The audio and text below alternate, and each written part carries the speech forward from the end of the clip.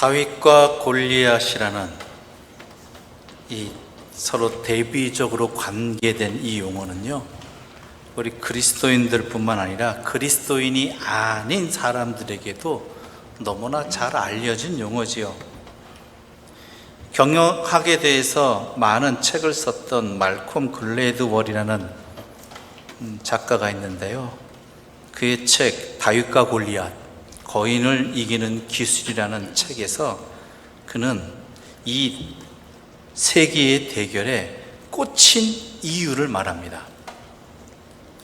왜 자기가 이 다윗과 골리앗의 대결에 꽂혔는가? 첫 번째로, 우리가 사는 세상에서 가치 있는 많은 것들이 이런 식으로 일방적 우위에 충돌하는 이러한 과정을 통해서 탄생한다라는 것이죠.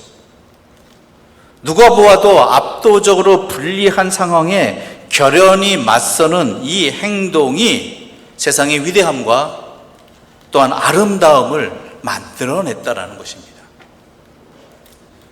또한 그가 이 대결에 꽂혔던 이유 중에 하나는요, 골리앗을 천하무적으로 보이게 했던 그 강점이 실은 치명적인 약점의 원천이 될 수도 있다라는 그 사실에서였다라는 것입니다. 세상살이가 그렇다라는 것이죠. 강하게 보이는 그 상대방의 강점이 도리어 그의 약점이 될 수 있다라는 것입니다. 그러면서 그는 그의 책에서 200년 동안의 전쟁의 역사를 예를 듭니다. 절대적으로 유리할 것 같은 강대국과 약소국의 전쟁이 계속 있었는데요, 승률이 얼마나 될 것 같습니까? 실제로 강대국과 약소국이 대결했을 때 강대국의 승률은 71.5%에 불과했다는 것입니다.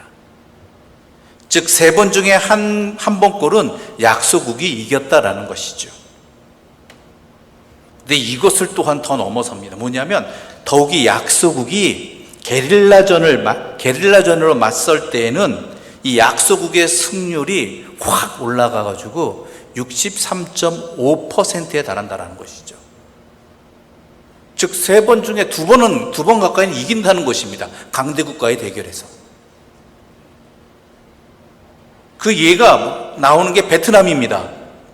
베트남은 프랑스라는, 또한 미국이라는 강대국을 차례로 물리쳤습니다. 그 주된 전법이 게릴라 전법이었죠. 또한 강대국 소련과 미국을 견뎌내고 이겨낸 아프가니스탄도 있습니다. 물론 아직 결론은 안 났지만 우크라이나의 경우도 약소국이 강대국을 이기고 있는 이 현실을, 이 사실을 잘 보여주고 있다는 것이죠. 물론 약자는 위태롭습니다. 그리고 구사하는 전략도 되게 어렵고 힘든 것들입니다. 강자로서는 시도조차 꺼릴 것들이 약소국들이 구사하는 전략입니다. 하지만 이 약자의 필사적인 상황은 그것을 가능하게 합니다. 약자의 절박한 입장은 강자의 구도를 과감하게 벗어나게 하고 대담한 시도를 감행하게 합니다. 그러면서 약자는 절대적으로 약한 것이 아니라 단지 외견상 강자와 다른 강점을 지녔을 뿐이라고 말을 하고 있습니다. 잃을 게 적기 때문에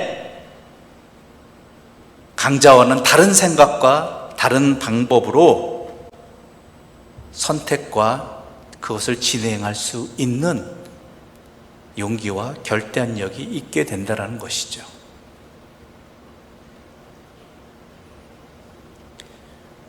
이 책에 많은 인사이트를 준 다윗과 골리앗의 전쟁이 바로 오늘 본문입니다. 다윗이 엘라 골짜기에 사울의 진지에 들어갔습니다. 근데 그곳을 온통 압도하고 있는 존재가 있었죠. 바로 골리앗이었습니다. 이스라엘은 날마다 계곡 건너편에서 들려오는 엄청난 위력에 골리앗의 조롱과 위협에 점점 더 움츠러 들어가고만 있었습니다. 사울왕을 비롯해서 이스라엘 그 누구도 골리앗 앞에 감히 맞서지 못했습니다. 왜 그렇겠습니까? 외적인 조건의 절대적인 열세 때문이었습니다. 골리앗은 키도 매우 컸습니다. 갑옷도 엄청났습니다. 무기 등도 모든 것이 상상을 초월했습니다. 이러한 블레셋과는 달리 아직 쇠로 된 무기조차 갖추지 못했던 이스라엘은 그를 바라보는 것만으로도 암담하고 공포 그 자체일 수밖에 없었습니다. 사울의 군대는 대치되고 있는 이 40일 동안 골리앗이 아침 저녁으로 온갖 조롱을 하고 있는데도 아무런 대안을 내지 못하고 그저 두려움에 움츠러든 사람들이 점점 더 많아질 뿐이었고 심해질 뿐이었습니다. 이런 이들의 상태를 잘 보여주는 사건이 하나 있었습니다. 우리 오늘 본문의 앞부분인 28절의 말씀 함께 읽어보겠습니다. 28절입니다. 함께 읽겠습니다. 그녕 엘리압이 다윗이 사람들에게 하는 말을 들은지라 그가 다윗에게 노를 바라여 이르되 내가 어찌하여 이리로 내려왔느냐 들에 있는 양들을 누구에게 맡겼느냐 나는 내 교만과 내 마음의 완악함을 아노니 내가 전쟁을 구경하러 왔도다.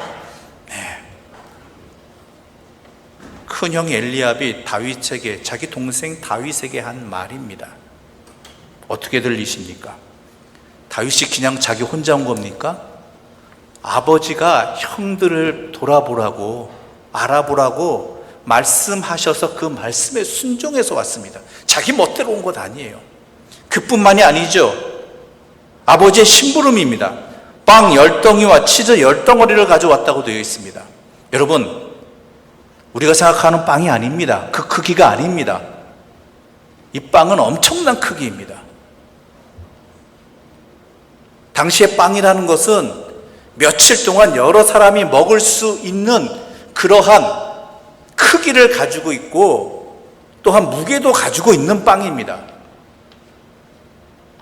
하나 들고 가기도 우리로서는 어찌 보면은 버거울 수 있는 그러한 크기의 빵입니다. 그 빵을 10개나 가지고 왔습니다. 치즈는 어떻습니까? 덩어리죠, 덩어리. 그것을 10덩어리나 가지고 이곳까지 온 동생한테 하는 말이 이겁니다. 너 왜 왔느냐라는 거죠. 네 멋대로 왔느냐라는. 너 할 일 안 하고 왜 왔느냐고. 전쟁 구경하러 왔느냐고. 평소 같았으면 아버지의 심부름으로 무거운 짐을 자기를 위해서 온 이 동생을 환영했을 것입니다. 기쁘게 맞아줬을 것입니다. 철없는 소리를 하더라도 제가 철없어서 그러구나 잘 모르니까 그렇구나 이해했을 것입니다. 그런데 그들의 마음이, 그 형의 마음이 골리앗이라는 두려움에 사로잡혀서 그 염려 속에서, 그 두려움 속에서 제대로 선한 것과 아름다운 것을 제대로 보지 못하고 반응하지 못하게 만들었다라는 것이죠. 우리도 그런 경험 있지 않습니까? 평소에는 그냥 넘어갈 수 있는 말들, 또한 상대방이 좋은 의도로, 선한 의도로 행한 말들이나 행동을 어쩔 때는 거칠게 반응하고 그걸 곧이곧대로 듣지 못하고 비꼬아서 들어버리고 반응하는 그런 경험들 있지 않으십니까? 그때 왜 그렇습니까? 내가 다른데 무엇에 마음이 짓눌렸을 때 있습니다. 마음이 상했을 때입니다. 그래서 우리는 종종 그런 반응을 하는 사람들에게 이렇게 물어보죠. 무슨 일 있느냐고, 무슨 걱정되는 일이 있느냐고 그렇게 물어보는 것입니다. 이 형의 반응이 지금 이스라엘의 상태에 있는 것입니다. 자기를 위해 온 사랑하는 가족들에게도 그것이 제대로 보이지 아니하고 신경질적으로 반응하고 도리어 비난의 대상이 되어버리고 그 말 한마디 한마디가 거칠게 반응하게 되는 이러한 상태가 지금 이스라엘의 상태라는 것이죠.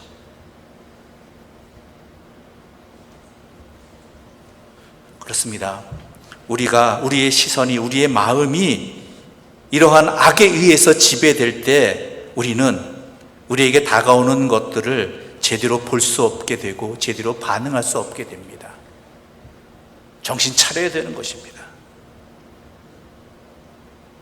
이것을 우리는 너무나 잘 알기에 이 골리앗이라는 산을 넘고 싶습니다.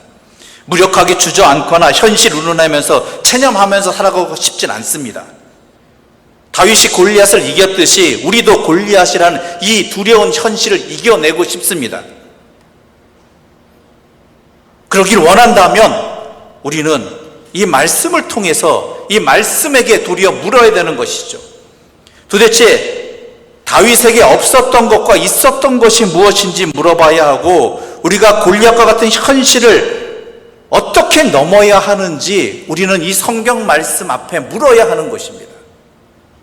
지금 오늘 골리앗 같은 현실 앞에 살고 있는, 이 두려움 앞에 떨고 있는 이스라엘의 모습이 나라면 진정으로 나에게 필요한 것이 무엇인지 물어야 하고, 왜 내가 이 현실 앞에서, 이 골리앗 앞에서 이들과 같이 주저앉거나 체념하는 이유가 어디에 있는지 분명하게 물어야 한다는 것입니다.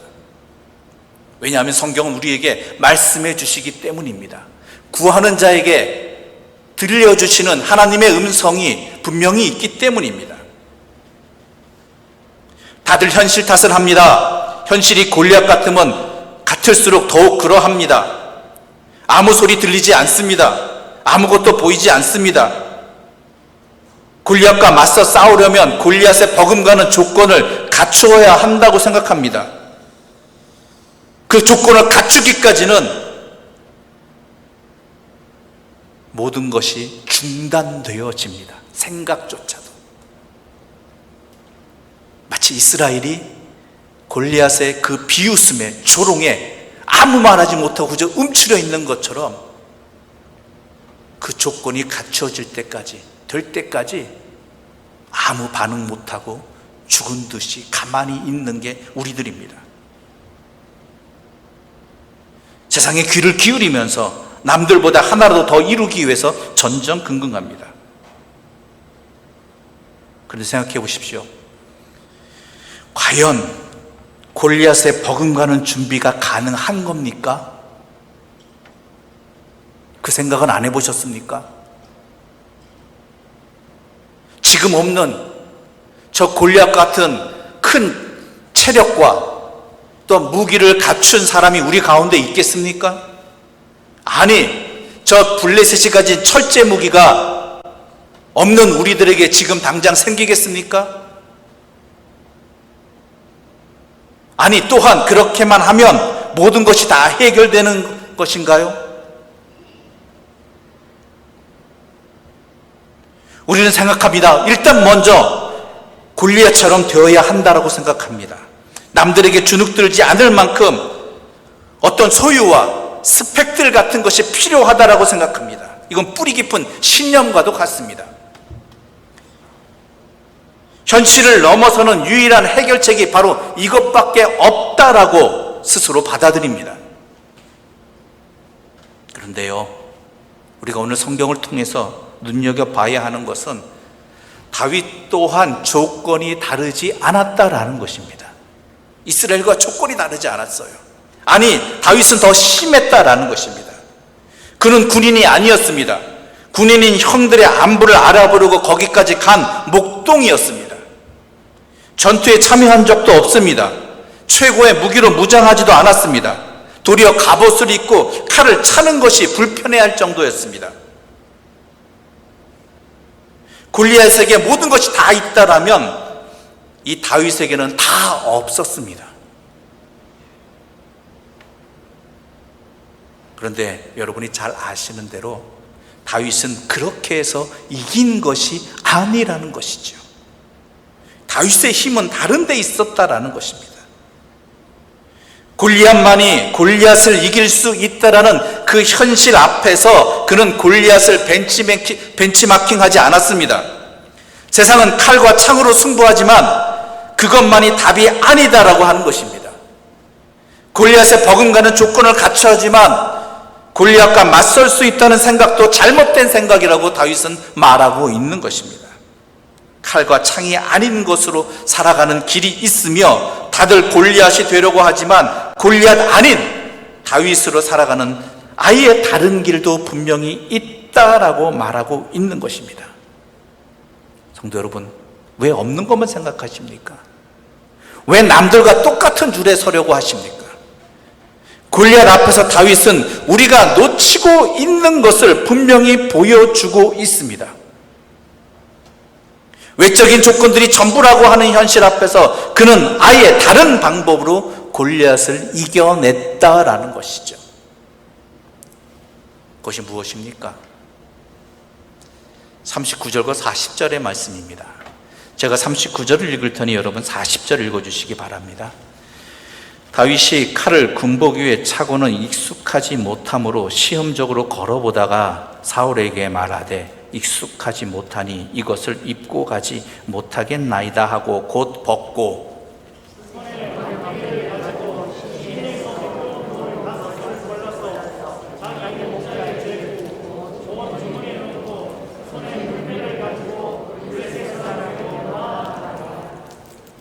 지금 현재 사람들을 사로잡고 있는 장면은 두 가지 장면입니다.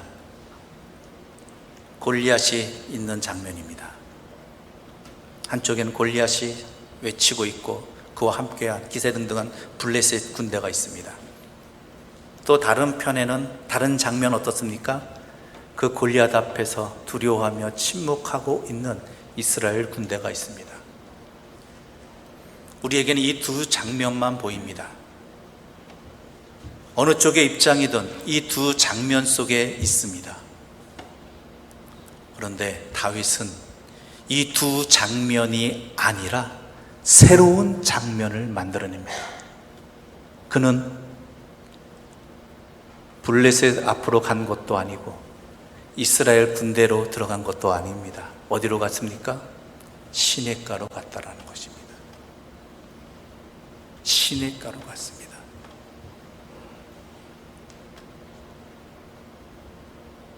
다윗이 시냇가에 가서 무릎을 꿇고 돌을 고르고 있던 그 시간에 세상은 오만하고 사나운 블레셋 민족과 불안에 떠는 타락한 이스라엘 민족이 이렇게 양편으로 갈라져 있습니다. 그런데 다윗은 그 가운데 지나서 시냇가에서 돌을 고르고 있었다라는 것이죠. 다윗이 엘라 골짜기에 걸어 들어와 그 시냇가에 무릎을 꿇기 전까지 우리에게는 골리앗의 힘과 아니면 불안에 떠는 이스라엘 둘 중에 하나를 선택할 수밖에 없는 듯이 보였습니다. 그러나 시냇가에 무릎을 꿇은 다윗은 우리에게 새로운 길이 있고 새로운 대안이 있음을 분명하게 보여주고 있는 것입니다. 그것은 바로 하나님입니다. 하나님의 길, 하나님의 구원이 바로 그것입니다. 그가 시냇가로 나갔다는 것은 하나님 앞에 나아갔다는 것입니다. 하나님께서 그에게 허락해 주신 그 길로 갔다라는 것입니다.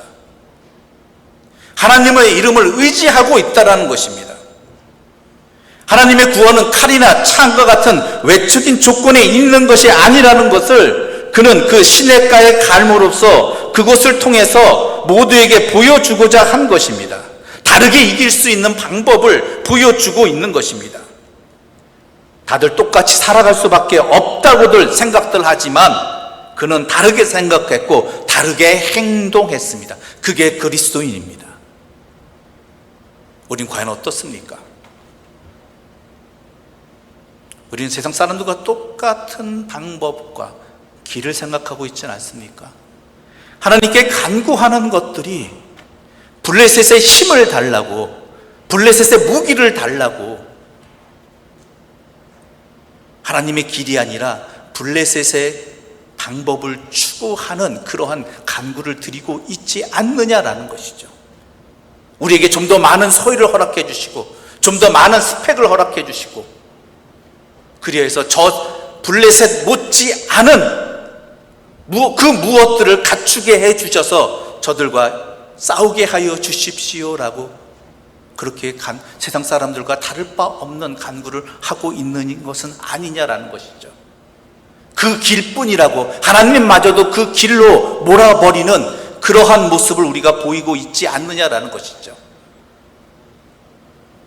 여러분 분명히 아십시오. 그건 그리스도인의 길이 아닙니다. 하나님의 사람의 길이 아닙니다. 다윗은 바로 블레셋과 이스라엘은 이 두 장면에 이 모든 것을 이겨낼 수 있는 유일한 길, 시냇가로 향하는, 하나님을 향한 그 발걸음을 통해서 이것을 보여주었던 것입니다. 이것을 행했던 것입니다. 그런데 여러분, 이 믿음 갑자기 생긴 것 아닙니다. 그냥 생긴 것도 아닙니다. 34절부터 37절 상반절까지의 말씀을 제가 읽겠습니다. 여러분 눈으로 따라 읽어주시고 귀로 들어주시기 바랍니다. 다윗이 사울에게 말하되 주의 종이 아버지 양을 지킬 때에 사자나 곰이 와서 양떼에서 새끼를 물어가면 내가 따라가서 그것을 치고 그 입에서 새끼를 건져내었고 그것이 일어나 나를 해하고자 하면 내가 그 수염을 잡고 그것을 쳐 죽였나이다. 주의 종이 사자와 곰도 쳤은즉 살아계시는 하나님의 군대를 모욕한 이 할례받지 않은 블레셋 사람이리이까 그가 그 짐승의 하나와 같이 되리이다. 또 다윗이 이르되 여호와께서 나를 사자의 발톱과 곰의 발톱에서 건져내셨은즉 나를 이 블레셋 사람의 손에서도 건져내시리이다. 아멘. 다윗은 자신이 양을 치는 목자로서 지금까지 살아오면서 경험한 일들을 사울에게 말하고 있습니다. 양을 치다 보면 사자나 곰과 같은 사나운 짐승들이 와서 어린 양을 물어갑니다. 그때 다윗은 자신이 그러한 상황을 방관하지 않고 그 짐승을 끝까지 쫓아갔다고 말합니다. 결국 그 짐승과 싸워서 이긴 후에 다시 어린 양을 찾아서 돌아왔다고 다윗은 말합니다. 다윗은 자신이 사자나 곰과 같은 사나운 짐승들도 쳐서 이겼기 때문에 살아계시는 하나님의 군대를 모욕한 골리앗도 이길 수 있다라고 말합니다. 그러나 그 안에 담겨있는 게 뭐겠습니까? 시편을 통해서 알 수 있는 그 다윗의 그동안의 삶의 경험들이 뭐겠습니까? 그 어떠한 상황에서도 자기에게 주어진 일들을, 목자로서 일들을 감당해낼 때 그는 하나님과 함께 하였다는 것이죠. 시편 23편의 고백이 그냥 나온 것이 아닙니다. 그가 자기에게 주어진 삶의 일터에서 자기의 일을 감당할 때 하나님의 사람으로서 하나님을 생각하며 하나님과 동행하며 살아온 그 모든 경험들이, 그 결과들이 바로 이 골리앗 앞에서 이렇게 나타나게 된 것입니다. 어느 날 갑자기 생긴 것이 아닙니다. 그래서 37절 말씀에 다윗은 이렇게 고백하지 않습니까? 또 다윗이 이르되 여호와께서 나를 사자의 발톱과 곰의 발톱에서 건져내셨은즉 나를 이 블레셋 사람의 손에서도 건져내시리이다.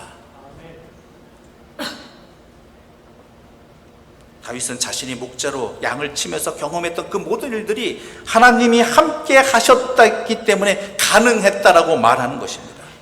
단지 자신의 능력이 뛰어나서가 아니라 하나님께서 사자의 발톱과 곰의 발톱에서 자신을 건져내셨다고 신앙 고백을 하고 있는 것입니다.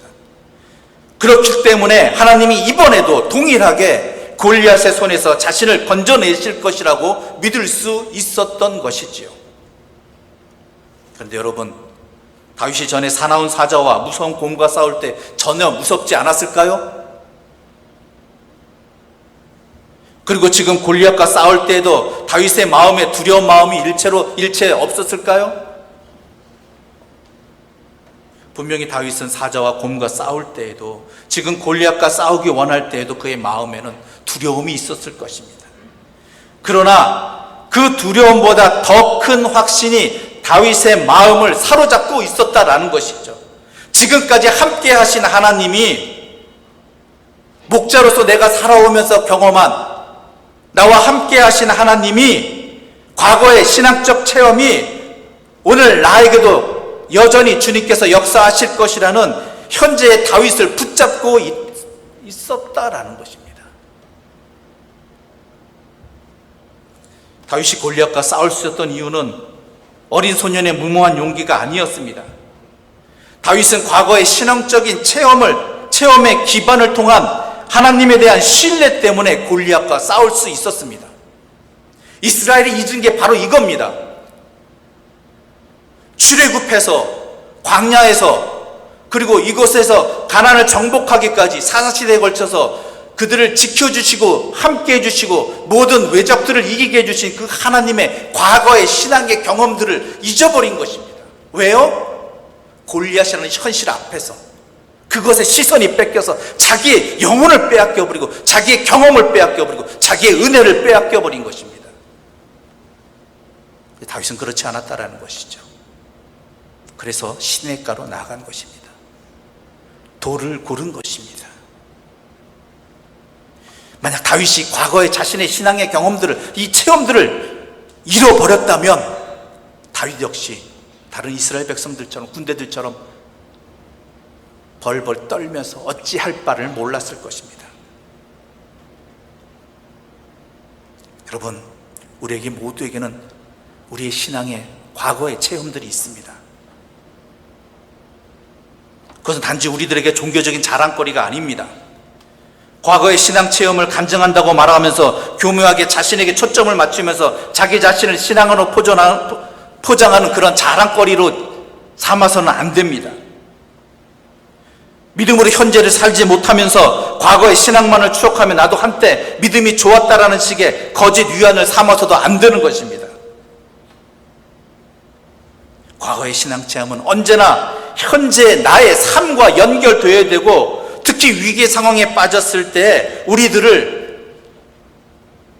마음이, 우리의 중심이 흔들리지 않도록 붙들어주는 귀한 신앙의 믿음의 디딤돌이 되는 것입니다. 여러분, 골리앗 같은 현실이 눈앞에 있습니까? 내가 지금 가진 것이 아무것도 없습니까? 이 두려움 앞에서 나는 무력한 존재입니까? 여러분, 거기에 마음 뺏기지 마십시오. 우리의 시선을 하나님께 두십시오. 하나님께 나아가십시오. 기도하십시오. 그러면서 하나님의 깨우쳐 주심을 통해서, 성령의 역사를 통해서 지금 여기까지 나를 이끌어 오신 하나님의 돌보심의 은혜, 지켜주심의 은혜, 또한 나와 동행해 주신 하나님의 그 사랑을 기억하는 자리가 반드시 있어야 하는 것입니다. 그것을 디딤돌로 사용하여서 이 위기를 직면하고 이 위기 상황을 이겨낼 수 있는, 도리어 상대방의 강점이, 그 두려움이 약점으로 다가오게 보일 수 있는 그 눈이 떠져야 된다라는 것입니다.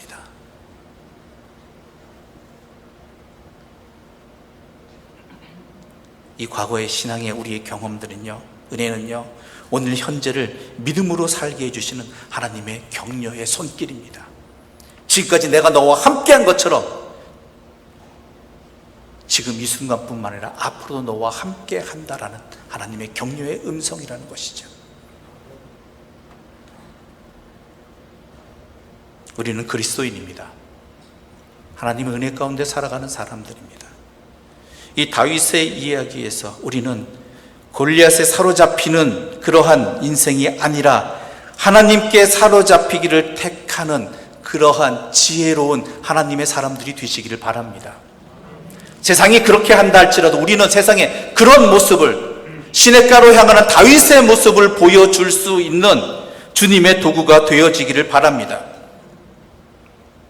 그러면 믿음에서 비롯되어지는 아예 다른 삶이 우리에게 놓여질 것이고 살게 될 것입니다. 신앙은 그렇습니다. 다윗이 그랬던 것처럼 하나님에 대한 믿음 안에서 자신을 갖추어 나가는 것이고, 주어진 시간과 상황 속에서 자신을 갖추어 나가는 것입니다. 그렇다는 얘기는 지금의 위기 상황뿐만 아니라 앞으로 다가올 위기 상황 앞에서 우리가 흔들리지 않기 위해서는 지금 현재 우리에게 주어진 삶의 자리에서도 다윗처럼 하나님 안에서 함께 살아가는, 하나님의 뜻 안에서 살아가는 그러한 경험들을 쌓기 위해, 그러한 은혜의 디딤돌을 축적하기 위해서 우리의 삶의 이 모든 순간들을 주님과 함께 해야 된다는 것입니다. 주님의 뜻을 구하고 주님의 생각을 하고 주님과 동행하는 삶, 이것이 또한 지금 현재뿐만 아니라 앞으로도 다가올 그 어떤 위기에서도 우리로 하여금 이겨낼 수 있는 중요한 경험과 힘과 능력이 되는 것입니다.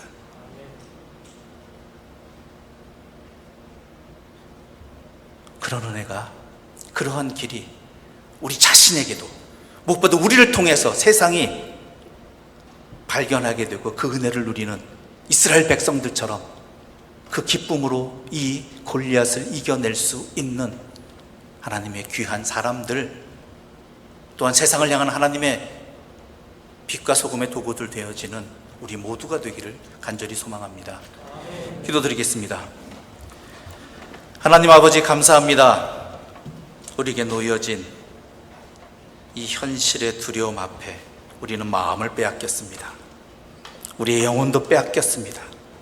하나님과 함께한 그 모든 은혜의 시간도 잊어버려 그저 묵묵히 두려움 속에서 침묵하고 있는 우리들을 주님 굽어 살펴주시니 감사합니다. 이제 이 다윗의 말씀을 통해서, 다윗과 골리앗의 사건을 통해서 우리의 영혼을 깨우쳐 주시고 우리의 마음에 그 두려움들을 제하여 주시어서 우리가 해야 될 것이 먼저 무엇인지 확실히 하게 해주시고, 그리하여 주님 앞에 나아가고 그 주님 앞에 나아감을 통해서 눈이 떠지고 지혜를 얻고 힘을 얻고 하나님의 사람으로 이 위기를 이겨내고 승리하는 그 복된 길을 걸어가게 하여 주시옵소서. 무엇보다도 오늘을 살아가는 그 모든 삶의 현장에서 살아가는 그 순간 하나님과 항상 동행하여 주시고 하나님을 의식하면서 살아가는 그 믿음을 통해서 또 언젠가 다가올 위기 앞에서 그 위기를 신앙으로 이겨낼 수 있는 밑거름들을 쌓아가게 하여 주시옵소서. 예수님의 이름으로 기도드립니다. 아멘.